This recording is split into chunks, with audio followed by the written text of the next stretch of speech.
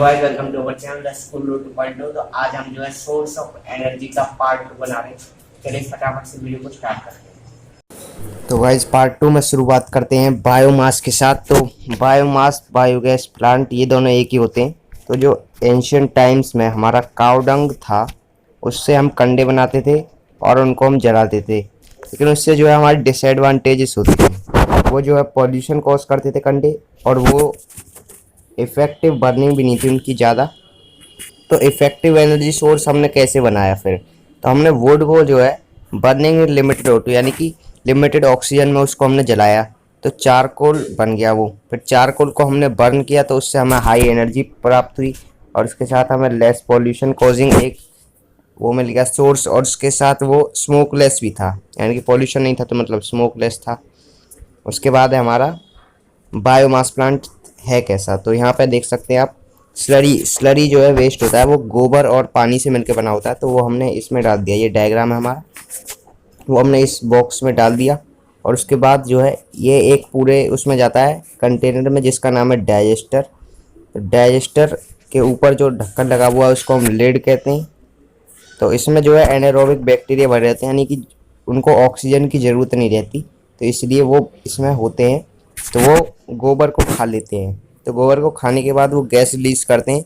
तो कौन कौन सी गैसेज है वो हमारी है मीथेन और CO2 और हाइड्रोजन सल्फाइड, और यहाँ पे हाइड्रोजन गैस रिलीज करते हैं। और ये फिर जो गैसेज होती है ये हमारी होम पाइपलाइंस के जरिए घरों में पहुँचा दी जाती हैं। तो इसमें क्या हुआ, इन एब्सेंस ऑफ ऑक्सीजन, यानी कि ये जो रिएक्शन था ये हमारा ऑक्सीजन की एब्सेंस में हुआ। और इसको जो है हम बायोमास गोबर गैस और बायोगैस प्लांट भी कहते हैं। तो गाइस उसके बाद हम नेक्स्ट पेज पर आ चुके थे। नेक्स्ट पेज पर हमारा है विंड एनर्जी में इलेक्ट्रिकल एनर्जी में कन्वर्ट हो जाती है। तो ये हमारा विंड मिल के जरिए होता है। तो इसकी जो है क्या क्या हमारी डिसएडवांटेजेस गिवन है, ये ज़्यादा प्लेस लेता है और इसको कंटिन्यूस हवा चाहिए एनर्जी देने के लिए, और इसमें जो है कभी कभी डैमेज भी हो सकता है नेचर की वजह से, यानी कि जंग लग सकती है, गल भी सकता है। और इसको बैकअप की आवश्यकता पड़ती है, यानी कि इसको जो है बैकअप की आवश्यकता पड़ती है। उसके बाद है problem in maintenance because of its height, यानी कि इसकी जो लंबाई होती है उसकी वजह से इसके मेंटेनेंस में बहुत ही प्रॉब्लम आती है। और इसके बाद ये कॉस्टली भी है और अफेक्टिंग लैंड फॉर फार्मिंग, यानी कि हमारी जो ज़मीन होती है उसको भी नुकसान पहुंचाता है। तो उसके बाद है हमारा सोलर एनर्जी। तो अल्टीमेट सोर्स है हमारा सोलर एनर्जी का या फिर किसी भी एनर्जी का, वो है सन। और sun is giving us energy from 5 billion years, यानी कि सन जो है हमें 500 करोड़ साल से हमें अपनी एनर्जी दे रहा है। तो उसके बाद लास्ट में जो है एक एक्टिविटी गिवन है। तो एक्टिविटी में हमें यहाँ पे दो वो दिए गए कॉनिकल फ्लास्क। तो इसमें एक के ऊपर वाइट पेंट किया हुआ है और एक के ऊपर ब्लैक पेंट किया हुआ है।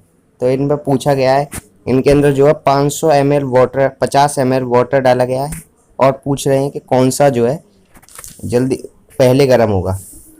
तो जो इनके ऊपर इनको जो सनलाइट में रखा हुआ है और फिर पूछ रहे हैं कि कौन सा जो है पहले गर्म होगा। तो जो काला वाला है वो सबसे पहले गर्म होगा, क्योंकि रीज़न क्या है इसका? रीज़न है कि जो ब्लैक कलर होता है वो ज़्यादा गर्मी एब्जॉर्ब कर लेता है। तो गाइस मैं कल इसका पार्ट 3 लेके आऊँगा, मैं ऑमलेट खाऊंगा।